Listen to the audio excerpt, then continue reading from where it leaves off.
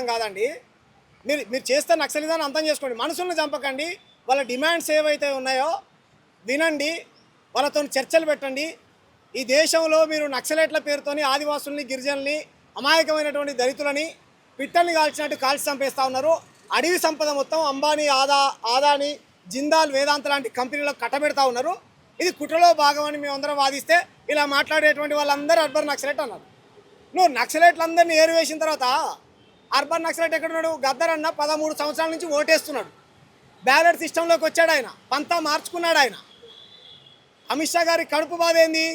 రాహుల్ గాంధీ గారి చేతిలో 2016లో భారత రాజ్యాంగాన్ని పెట్టి ఈ దేశంలో భారత రాజ్యాంగం ప్రమాదంలో ఉన్నది, దీన్ని కాపాడే బాధ్యత నువ్వు తీసుకుంటే కనుక పెద్ద ఎత్తున ప్రజల నుంచి నీకు ఆదరణ వస్తుంది అని చెప్పాడు. ఏ రోజైనా ఈ దేశంలో ఉన్నటువంటి ఆర్ఎస్ఎస్ కానీ బీజేపీ కానీ ఎప్పుడైనా జాతీయ జెండానే కానీ రాజ్యాంగాన్ని కానీ మేము గౌరవిస్తాం, రాజ్యాంగాన్ని కాపాడడం కోసం మా పార్టీ పనిచేస్తుంది అని ఏ రోజైనా చెప్పలే. మాకు 230 మెజారిటీ వస్తే ఈ రాజ్యాంగాన్ని మేము మార్చేస్తామన్నాడు కర్ణాటక ఎంపీ అనంత్ హెగ్డే. వాళ్ళ ఎంపీ మాట్లాడాడు. వాళ్ళు రాసుకున్నటువంటి పుస్తకాలు ఏవైతే ఉన్నాయో, గోల్వాల్కర్ రాసుకున్నాడు బంచ్ ఆఫ్ థాట్స్ అనే పుస్తకంలో, ఈ రాజ్యాంగం బ్రిటిష్ రాజ్యాంగం, ఈ రాజ్యాంగం హిందూ వ్యతిరేక రాజ్యాంగం కాబట్టి ఇది దళితులకు, గిరిజనులకు, బీసీలకు, బలహీన వర్గాలకు, సబ్బండ కులాలకు అనుకూలంగా ఉన్నటువంటి రాజ్యాంగం కాబట్టి మేము దీన్ని మార్చేస్తాం, దీన్ని బతికించాలనుకునేటువంటి వాళ్ళు కొన్ని శక్తులు ఉన్నాయి, ఆ పార్టీలని ఆ ఐడియాలజీని కూడా లేకుండా చేస్తామని వాళ్ళు స్పష్టంగా రాశారు.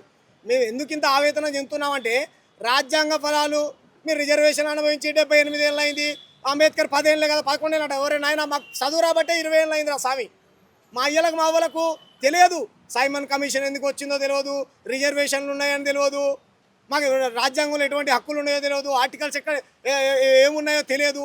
మా తరం వాళ్ళకే తెలుసు కదా, ఇప్పుడే మేము ఫలాలు పొందేది.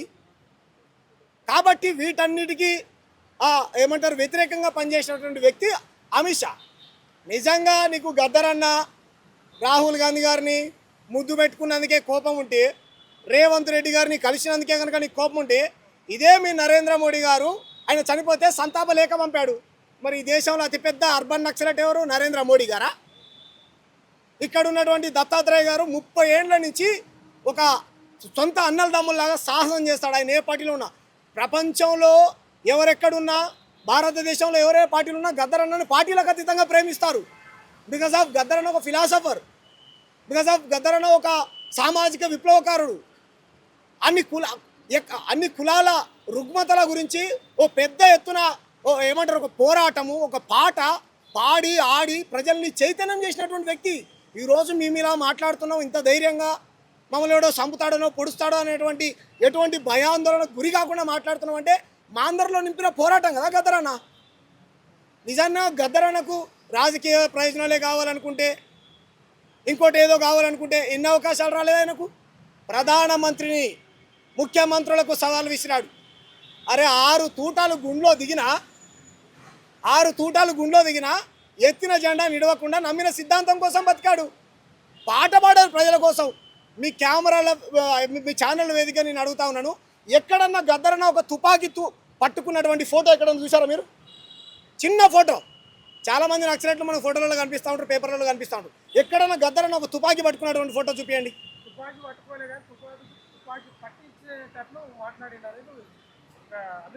అరే పట్టించేటట్టు మాట్లాడిండు ఎవరు? గద్దరన్న గారు. మరి పట్టి చంపినటువంటి గాడ్సే నీ పార్టీలో ఉన్నాడు కదా, ఆ గాడ్సే సిద్ధాంతాలను ఆచరించేది నీ ఆర్ఎస్ఎస్ కదా, దాన్ని కదా నువ్వు నిర్మూలించాల్సింది. పేద ప్రజల విముక్తి కోసం పాటలు పాడి ఆటలాడి తెలంగాణ రావడానికి కీలకమైనటువంటి పాత్ర వహించి పొడుస్తున్న పొద్దు మీద నడుస్తున్న కాలమా అనేటువంటి పాటని ఆ వయసులో కూడా పాడి ఆడి అందరినీ చైతన్యం చేసి సకల జనులను ఒక వేదిక మీదకి తెచ్చి సబ్బండ కులాలతోని జై తెలంగాణ అనిపించి రాజకీయాలకు అతీతంగా ఈ నేల కోసం పనిచేసినోడు కదా గద్దరన్న. దొరగడి దగ్గర కాపలా కాస్తే దొరా నీ రాజ్యం ఏ రోజైనా కూలుతుంది అంటే గద్దరన్న చెప్పిన మాటే సత్యమైంది కదా. గడిలో వండుకున్నటువంటి దొర గద్దరన్న చనిపోయిన తర్వాత ఇంటికి పోవాల్సినటువంటి పరిస్థితి వచ్చింది కదా. కాబట్టి గద్దరన్న ఎవరిని పట్టుకోమని ఎప్పుడు చెప్పలేదు. మరి మేము పట్టుకోలేదే, మేము ఎవరు పట్టుకోలేదు కదా బ్రదర్. చాలామంది ఉన్నారు అలా పట్టుకున్నటువంటి వాళ్ళు ఉన్నారు కదా. గాడ్సే మహాత్మా గాంధీని చంపిన వ్యక్తి ఎవరు? ఆయన లైవ్లో పట్టుకున్నాడు కదా. మీ ఆర్ఎస్ఎస్ దగ్గర తుపాకులు ఉన్నాయి, అనేక రకాల ఆరోపణలు వచ్చినాయి. మేము కూడా తుపాకీ పట్టుకున్నటువంటి దానికి మేము వ్యతిరేకం.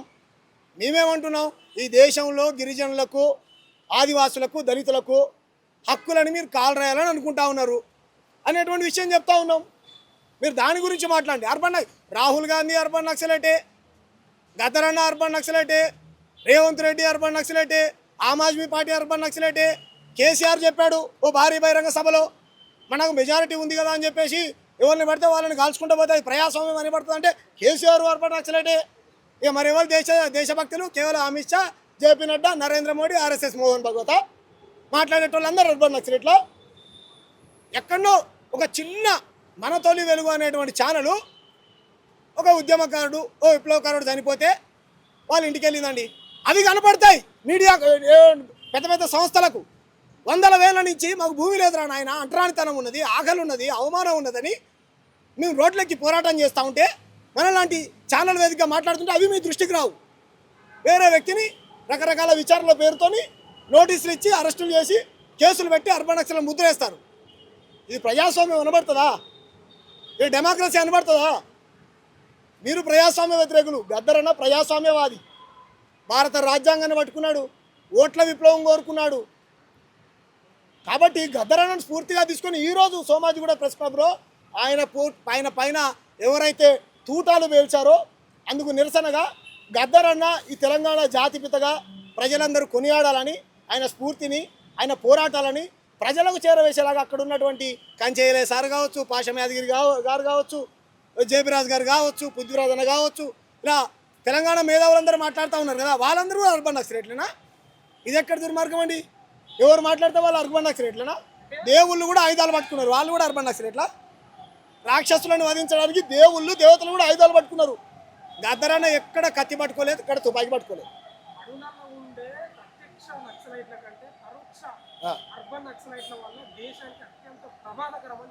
ఎవరు అర్బన్ నక్సలైట్లకు నిర్వచనం చెప్పాలి. అమిత్ షా గారు కానీ మేధావులు కానీ అర్బన్ నక్సలైట్ దళితుల పట్ల మాట్లాడితే అర్బన్ నక్సలైటు, ఎందుకు మా రిజర్వేషన్ల అర్బన్ నక్సలైటు, ఆదివాసుల హక్కుల గురించి మాట్లాడితే అర్బన్ నక్సలైటు, బీసీ రిజర్వేషన్ల గురించి మాట్లాడితే అర్బన్ నక్సలైటు, మా తెలంగాణ నిధులు మొత్తం నార్తోళ్ళు దోసుకోబోతున్నారంటే అర్బన్ నక్సలైటు. ఎవడు దేశభక్తుడు? ఎవడు దేశభక్తుడు? 2 నెలల పసిపాపను గుళ్ళోకి రానియకుండా కొద్ది సంపిరా నాయన, ఈ కుల వివక్షత ఉందిరా అంటే వాడు అర్బన్ నక్సలైటు. మరి ఎవడన్నా దేశభక్తుడు ఎవరు చెప్పుర్రి? పండిత్ జవహర్లాల్ నెహ్రూ కూడా దేశద్రోహే వీళ్ళ దృష్టిలో. మరి ఎవరు? మీడియా ఛానల్స్, కొన్ని ఛానల్స్కి అయితే ఈ ఛానల్ అర్బన్ నక్సలైటు, ఆ జర్నలిస్ట్ అర్బన్ నక్సలైటు. మరి ఎవరు దేశభక్తులు? ఎవరు సర్టిఫికెట్లు ఏంటి పోనీ మేము తీసుకుంటాం? దానికి ఏమైనా క్వాలిఫికేషన్ కావాలన్నా, ఎగ్జామ్ కావాలన్నా, ఆటలు ఆడాలన్నా, పాటలు పాడాలన్నా, రన్నింగ్ చేయాలన్నా, దేశభక్తులు ఏంటి? ఏం చేయాలి? మీలా షెడ్యూల్ వేసుకోవాలి, ఏం చేయాలి చెప్పుర్రి. ఊకే సప్పుడే కింద మమ్మల్ని కూడా చంపురు, అయిపోయింది కదా. మీ వల్ల వందల వేల ఏం సంపాదించుకున్నారండి? మీకు ఒక్కటి సింపుల్గా చెప్తా, మావో ఏం చెప్పాడో, లెనిన్ ఏం చెప్పాడో, మార్క్స్ ఏం చెప్పాడో తెలియదండి. కానీ ఒక ఆశయం కోసం కుటుంబాన్ని సైతం త్యాగం చేసి ప్రాణాలను అర్పించారంటే, పిల్లల్ని, అమ్మని, నాన్నని వదులుకొని ఒక ఆశయం కోసం పనిచేశారనంటే సరే అది సంఘ విద్రోహమే కావచ్చు, దాన్ని మేము ఒప్పుకోం. అరే వాడిని చంపకురా నాయన, వానికి కూడా మనలాంటి తల్లి ఉన్నది, వానికి కూడా మనలాంటి తండ్రి ఉన్నాడు, వానికి కూడా మనలాంటి అక్క చెల్లెళ్ళు ఉన్నారు అని మేము మొత్తుకుంటే మీరు వాళ్ళ తరపున మాట్లాడతారా? మీరు అర్బన్ నక్సలైట్లు అన్నారు. ఎంత దుర్మార్గం అండి. మా అవ్వలని, మా అక్కల్ని దొరలెత్తుకొని పోయి రేపులు చేశారు. వచ్చే రాములమ్మ సినిమా చూశారుగా మీరు? వచ్చే రాములమ్మ పంట బానే అన్నారు దొరలు. వీళ్ళు విష్ణు దొరలు మా ఐలమ్మను చిత్రహింసలు పెట్టారు, సబ్బండ కులాలను వేధించారు. వీళ్ళు బట్టలు ఊడదీసి బతుకమ్మలాడిచ్చారు దొరలు. ప్రతి దానికి తురుకొల్లకు లేకపోతే ఆడేవాడో బ్రిటిష్ మతానికి పులిమేటని మీరు చేసినటువంటి దుర్మార్గాలు ఏంటి? ఆధిపత్య కులాలు ఏ కులాలను అణచివేశాయి? మా కులాలను కాదా? దొరతనానికి వ్యతిరేకంగా పుట్టుకొని వచ్చింది. ఇప్పుడెవడు పట్టుకుంటుండు? ఇజ్రాయేల్ టెక్నాలజీ వచ్చింది కదా, ఇజ్రాయేల్ ఇంటెలిజెన్స్ వచ్చింది కదా, ఫోన్ ట్యాపింగ్ చేసేటువంటి ఇది ఉంది కదా నీకు. ఇంకెవడు తుపాకులు పట్టుకుంటున్నాడు? ఇంకెవడు సంఘ విద్రోహ పనులు చేస్తూ ఉన్నాడు? మీరు అవును, వాళ్ళు దేశభక్తులు, వాళ్ళు కత్తులు పట్టుకోవచ్చు, తుపాకులు పట్టుకోవచ్చు, బాంబులు కూడా పట్టుకోవచ్చు, న్యూక్లియర్ బాంబులు కూడా పట్టుకోవచ్చు. వాళ్ళకి అర్థించవు. ఎవరైతే బీజేపీ వ్యతిరేకంగా మాట్లాడతారో వాళ్ళు అర్బన్ నక్సలైట్. నువ్వేం పట్టుకున్నా సరే, పెన్ను పట్టుకున్న జర్నలిస్ట్ కూడా అర్బన్ నక్సలైటే. అయ్యో చచ్చిపోయిన ఏడ్చి కూడా ఏడిస్తే నీ మీద కేసు పెడతా, విచారణ పేరుతో 6 నెలలు జైల్లో పెడతా, బెయిల్ ఇవ్వకుండా బెయిల్ పిటిషన్ క్యాన్సల్ పిటిషన్లు వేస్తా. ఇది దేశంలో ఇంకేడుంది? మీ మీ పాలనలో ప్రజాస్వామ్యం కూలి పెడుతుంది. జడ్జి దొరికాడండి 150 కోట్లు తీసుకుంటూ, ఆయనది ఇంకే తాడో పేడో తేల్చలేదు ఆయన నుంచి వచ్చిన డబ్బులు అంటే. జడ్జిలు తీర్పులు ఇస్తారు, బయటికి రాగానే బీజేపీలో రాజ్యసభ సభ్యులు ఎంపీలు రాష్ట్రానికి గవర్నర్లు అవుతారు. ఇదేందని అడిగితే నువ్వు కోర్టు తీర్పుని ధిక్కరిస్తావా, జడ్జిలను అంటావా అంటారు. నేను జడ్జిలను అనొద్దు, మీరు మాత్రం చెప్పులు ఇచ్చిరేయచ్చు సీజేల గవాయి లాంటి వాళ్ళ మీద. ఇది ఎక్కడ అన్యాయం అండి, ఇది ఎక్కడ దుర్మార్గం? ఇదంతా కళ్ళ కదినాడు కనబడతా ఉంది కదా. మా కట్టుకథలు కాదు, నేను సొంత కవిత్వం చెప్పట్లే. నువ్వు 6 నెలల నుంచి గుజరాత్ నుంచి రాష్ట్ర బహిష్కరణకు గురైనటువంటి నువ్వు దేశద్రోహి. గద్దరన్న కాదు, గద్దరన్న తెలంగాణ జాతిపిత, గద్దరన్న సబ్బండ కులాల గుండె చప్పుడు, పీడిత వర్గాల ప్రజల కుటుంబం ఆయనకు ఉన్నదా పక్కన పెట్టు. ప్రజలే తెలంగాణ ప్రజలే గద్దరన్న వారసులు అని వాళ్ళ కుటుంబం ప్రకటించింది, మేధావులు ప్రకటించిన, ఆయనకైనా ప్రకటించుకున్నాడు. ఆస్తుల కోసం బతకొద్దురా, ఆశయం కోసం బతకాలి, వాళ్ళే నా వారసులు అన్నాడు బాబాసాహెబ్ అంబేద్కర్. ఆ వారసత్వాన్ని పుణికిపించుకున్నాడు గద్దరన్న. ఆయన వారసులే మేము. వాళ్ళు ఏ కులంలో పుట్టారు, నీ బ్రాహ్మణులు మంచి బ్రాహ్మణులు ఉన్నారు, వాళ్ళ చేతిలో దండం పెడతాం. గురుకులాలను స్థాపించినటువంటి ఎస్ఆర్ శంకరన్ సార్ ఉన్నాడు, ఐఏఎస్. చాప పట్టుకొని పోయాడండి, చాప పట్టుకొని పోయాడు. రంగనాయకం ఉంది, అనేక రుగ్పత్రం, తల్లి కూడా దండం పెడతాం. చాలామంది బ్రాహ్మణులు మా కోసం పనిచేశారు. మేము ఆధిపత్యాన్ని వ్యతిరేకిస్తాం, ఏ కులానికో ఏ మతానికో కాదు. కాబట్టి బీజేపీ అనేటువంటిది ఈ దేశానికి రాజ్యాంగానికి చాలా ప్రమాదకరమైనటువంటిది. అమిత్ షా గారు మీరు ఎందుకు ఇలాంటి మాటలు మాట్లాడో, నిజంగా కలిసిన వాళ్ళందరూ అర్బన్ నక్సలైట్లు అయితే కనుక చాలామంది బీజేపీ ఎంపీలను కలిశాడు, చాలామంది నాయకులను కలిశాడు. మీ నరేంద్ర మోడీ గారే, మీ ప్రియతమ ప్రధానమంత్రి నరేంద్ర మోడీ 56 ఇంచుల షాత్ పైల్వానే ఇంత పెద్ద సంతాప పేపర్ పంపారు. మరి ఆ పైల్వాన్ అర్బన్ నక్సలైట్ ఎందుకు పంపాడో ఆయన మీద ఒక కేసు పెట్టు, మా మీద కూడా కేసు పెట్టు, అయిపోయింది. చెల్లు అయిపోయింది కదా. ఆయన అర్బన్ నక్సలైట్ కాదు, మేము కూడా కాదు. మేము ఓట్లు వేస్తున్నాం పుట్టినప్పటి నుంచి. మీకు ఓట్లు వేసిన వాళ్ళే అర్బన్ నక్సలైట్లు కారా? ఏ పోతే అర్బన్ నక్సలైట్లా చెప్పురు ఎట్లనన్నా, అంతే కదా. అవును, నక్సల్ అయిపోయింది కదన్న. సరే, అమిత్ షా గారు గొప్ప వ్యక్తి, చాలా గొప్ప ప్రజాస్వామ్యవాది, ప్రజాస్వామ్యాన్ని పరిరక్షించేటువంటి వ్యక్తి. ఆయన ఏంటో ఉన్నాడు, నక్సల్ రహిత భారతం అయితే కనుక ఆదివాసులకు స్కూల్ వస్తుంది, కాలేజ్ వస్తుంది, అభివృద్ధిలో భాగస్వామ్యం అవుతారు. ఇన్ని రోజులు అభివృద్ధి కట్టుబడేది నక్సలైట్లే. ఛత్తీస్గఢ్లో అక్కడ దాచుకున్నారు, ఇక్కడ దాచుకుంటారు. సార్ ఇంకా ఎంతమంది ఉంటే అంతమంది చంపారు నక్సలైట్లు.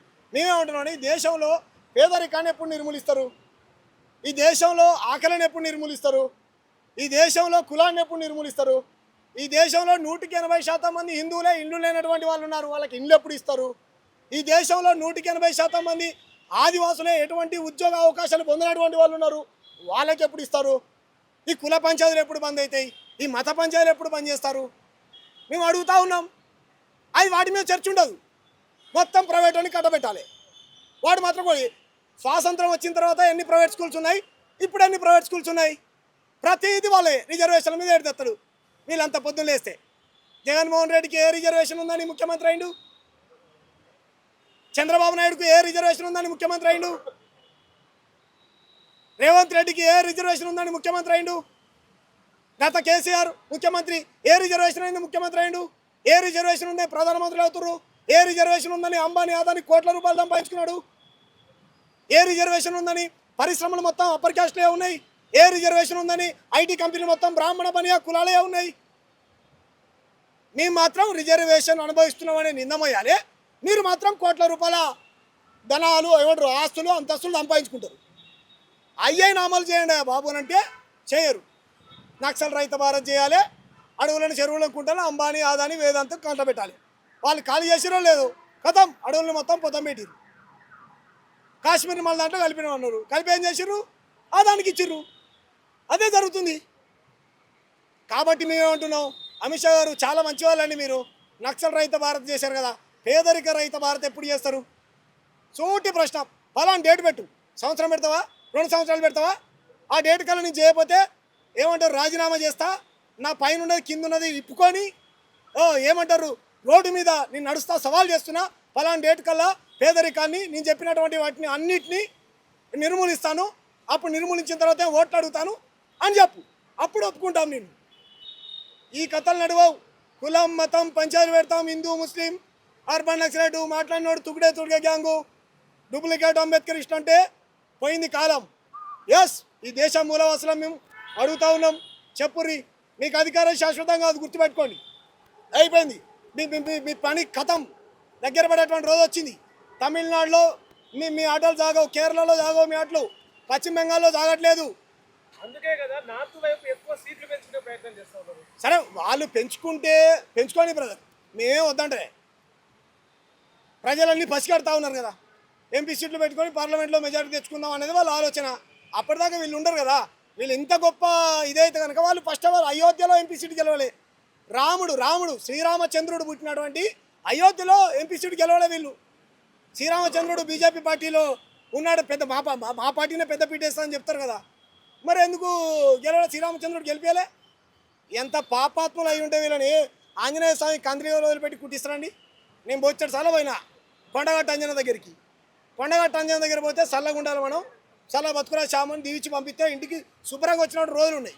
ఒక ఆయన ఆంధ్ర నుంచి వచ్చిండు, మతకాలాలు పెట్టిండు, కొద్దిగా అయితే ఒరిలో దాకా చచ్చిపోయాడు. ఆ అంజనే కాపాడిండు. ఎందుకు? నువ్వు మత పంచాలు పెడుతున్నారని హెచ్చరించిండు. నెంబర్ 2 ఇంకొక ఆయన వచ్చిండు, ఆయనతో కంద్రీగాలు కుట్టినాయి. మేమంటున్నాం అవునన్నా కదని వాళ్ళ నాయకులు. మేమంటున్నాం అంటే వాళ్ళ ప్రాణాలు పోవాలని మా ఉద్దేశం కాదు. మీ పాపం పండుతుంది, దేవుడు మీ వైపు లేడు, మా వైపు ఉన్నాడు. కర్ణాటకలో ఇట్లనే హనుమంతుడు వాడుకుంటే హనుమంతుడు లాగి తంతే పోయి 25% కమిషన్, 55% కమిషన్ అని ఇలా కథలు మొత్తం బయటపడి అయిపోయింది. కర్ణాటకలో కాంగ్రెస్ ప్రభుత్వం వచ్చింది కాబట్టి ఈడ కూడా అటువంటి ఆటలు సాగించాలనుకుంటారు. ఇంత దేశభక్తులు కదా వీళ్ళు, ఇన్ని సీట్లు పెంచుకుంటా అంటారు కదా, పొద్దున్న లేస్తే మొత్తం ఆడుతున్నారు కదా. 8 మంది ఎంపీలు, 8 మంది ఎమ్మెల్యేలు ఉన్నారు. మొన్ననే భద్రాచల రాముడి దగ్గర రాష్ట్ర ముఖ్యమంత్రి పోయాడు. ఒక్క ఎమ్మెల్యేనా ఒక్క ఎంపీ అయినా పోయినా అని 100 రూపాయలు మనం కేంద్రానికి ట్యాక్స్ కడుతున్నాం. ఎన్ని కోట్ల రూపాయలు తీసుకొచ్చారు మన మన మన భద్రాచల రాముడికి? హిందువులు ముస్లింలు అని పంచాయతీ పెడతారు. మన ధర్మానికి ముస్లింలు వ్యతిరేకులంట. శ్రీరామచంద్రుడికి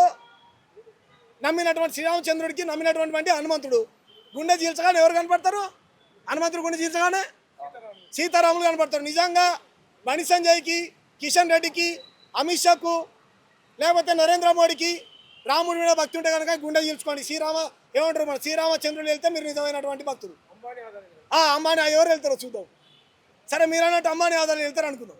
కాబట్టి మేమంటున్నాం, పడతాడు కదా అక్కడ ఉన్నటువంటి రామదాసు గుడి కడతా ఉంటే నువ్వు మా ప్రభుత్వ నిధులతో, అప్పుడున్నటువంటి నవ ప్రభుత్వ నిధులతోని నువ్వు ఎలా కడుతున్నావు అంటే 600 కాసులు ప్రజాధనాన్ని వృధా చేస్తున్నావని ఆయనను బంధించి చెరసాల్లో వేస్తాడు. రాముల వారు, లక్ష్మణ్ వారు ఇద్దరు తానీషా ప్రభుల వారి కల్లోకి వెళ్ళి ప్రత్యక్షమై చెప్తారు, ఇది మాయన మంత్రమాని కళ్ళు తెరిచి చూస్తే ఆయన ఇంట్లో, నవాబ్ ఇంట్లో 600 రూపాయలు 600 నాణాలు ఉంటాయి. మరి నిజంగా శ్రీరామచంద్రుడు ముస్లింలకు వ్యతిరేకమైతే ఓ ముస్లిం కల్లోకి ఎందుకు వస్తారండి? బండి సంజయ్ కల్లోకి, నరేంద్ర మోడీ కల్లోకి రావాలి కదా. ఈ చరిత్ర కదా. యూపీఏ ప్రభుత్వం ఉన్నప్పుడు వాస్తవం